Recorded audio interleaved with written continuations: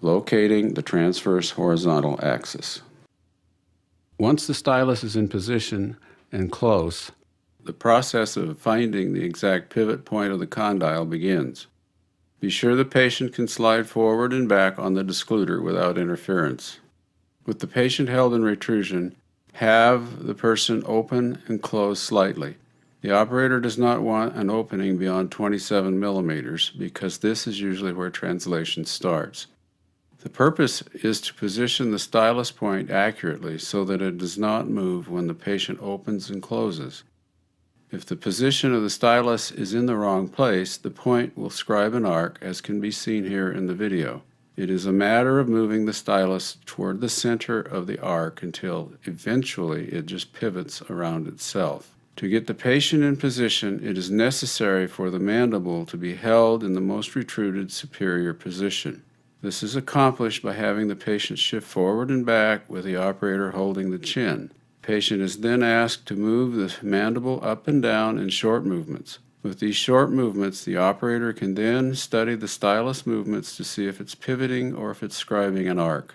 If it is scribing an arc, the micro adjustments up and down or front to back are employed to move the stylus toward the center of the circle being scribed by the stylus. Simply, it is a matter of adjusting it up and down or front to back and then repeating the process all over again. In this scene, one can see forward and back and holding and pivoting.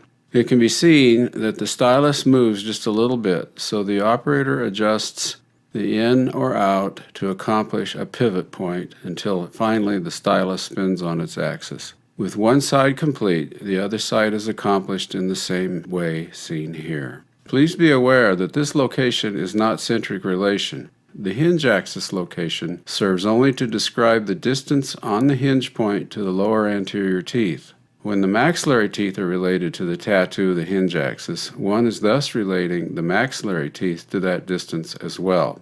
Centric relation, that most superior anterior position against the meniscus, is established when the centric bite registration is completed. The combination of relating both maxillary and mandibular teeth to the hinge axis and to the CR bite registration allows for a very precise duplication of the jaw relationships on the instrumentation. With a larger frame of reference, one can see the use of the up and down micro screws to position the stylus over the temporomandibular joint. This is followed by the patient moving forward and back while the operator holds the mandible tightly and the patient moves up and down. In this particular case, the stylus was very close and the anterior positioning screw wasn't needed at this point. With the hinge axis identified for both joints, condylar tracings can be made.